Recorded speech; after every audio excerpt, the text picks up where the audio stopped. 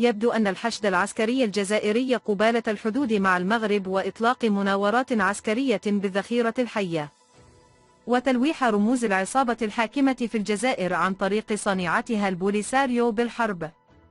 عوامل من بين أخرى تثير قلق دعاة السلام من مغبة تحول فرضية حماقة شن عدوان جزائري على المغرب إلى حقيقة.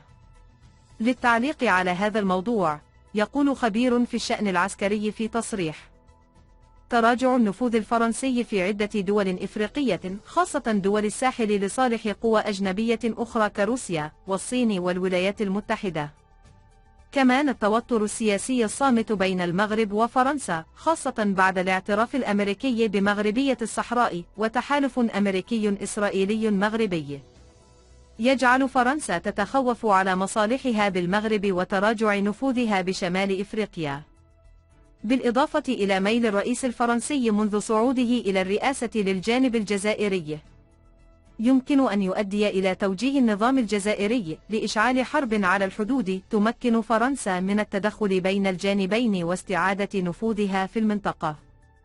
وأضاف أن الأزمة الداخلية التي يعيشها النظام الجزائري نتيجة الوضع في القبائل وكذا تفادي اشتعال الحراك الذي أجهض في إطار تداعيات كورونا قد يدفع النظام إلى اختلاق أي مناوشات على الحدود بين البلدين بعد قطع العلاقات الدبلوماسية. وتصريح الرئيس الجزائري لقناة الجزيرة بأن العلاقات قد بلغت حد القطيعة قد يعكس الرغبة في التحضير لحرب مع المغرب بهدف إلهاء الرأي العام الداخلي والتنفيس عن التوتر السياسي الداخلي. وتابع الدكتور أن تحركات الجيش الجزائري على الحدود الشرقية مع المغرب قد سبقتها مناورات عسكرية بالذخيرة الحية وحشد قوات على الحدود، هي إشارات جد معبرة عن إمكانية شن حرب في وقت قد تكون بسبب إرسال صواريخ أو القيام بهجوم بواسطة طائرة بدون طيار. وخلص الدكتور إلى القول بأن هناك احتمال جد قوي لحرب محتملة، وإن كانت القوى العظمى كالولايات المتحدة أو أوروبا لا تحبذ أي حرب بالمنطقة، خاصة في إطار تداعيات الحرب الروسية واشتعال الحرب بالسودان وتدهور الوضع في كل من تونس وليبيا، الشيء الذي يزيد من عدم استقرار المنطقة ويساهم في تمدد تهديدات التنظيمات الإرهابية التي ترابط في منطقة الساحل. وفي مطلع شهر يونيو المنصرم كتب موقع أن رئيس أركان الجيش الجزائري شرع في تعزيز غير مسبوق لعناصر الجيش المنتشرة بالقرب من الحدود الجزائرية المغربية. ذات المصدر أشار في تقريره إلى أنه قد تم إرسال عدد أكبر من القوات وأفضل تجهيزا من عدة مناطق جزائرية أخرى ليتم نشرها على وجه الخصوص في المنطقة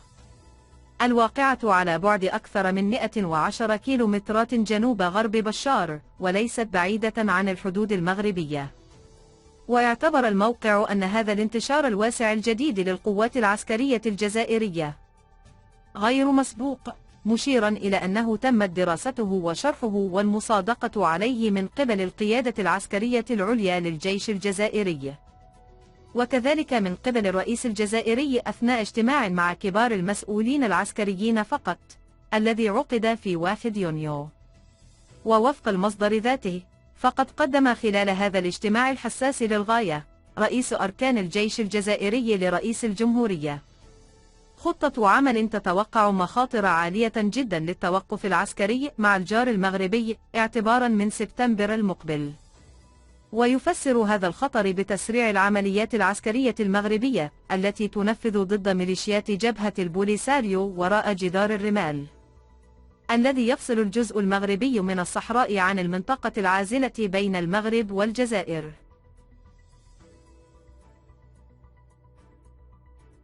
تستمر الجزائر في الاستغلال الفردي لمنجم غار الجبيلات الغني بمادة الحديد الذي نصت اتفاقية ترسيم الحدود لسنة 1972 على استغلال مشترك له بين الرباط والجزائر. غار الجبيلات المتاخم للحدود المغربية شهد تطورا جديدا بعد إعلان الجزائر بدء استغلاله، متجاوزة الاتفاقية الموقعة مع المملكة المغربية في السبعينيات إذ تم هذا الأسبوع توقيع اتفاق مع ائتلاف صيني يضم 3 شركات بقيمة مالية قدرها مليار دولار، قصد بناء مصنع ببشار يهم تحويل الحديد الخام للمنجم. هذا التطور يعتبر إقبالا واضحا للاتفاقية التي جمعت البلدين، بعد دخول الصين التي لا تجد حرجا في الاستثمار في جلب الفرص بين الجارين اللذين تعرف علاقاتهما تراجعا كبيرا منذ إعلان الجزائر قطع العلاقات من جانب واحد. وزارة الطاقة والمناجم الجزائرية بيّنت في بلاغ لها أن المصنع سيبدأ تحويل الحديد الخام إلى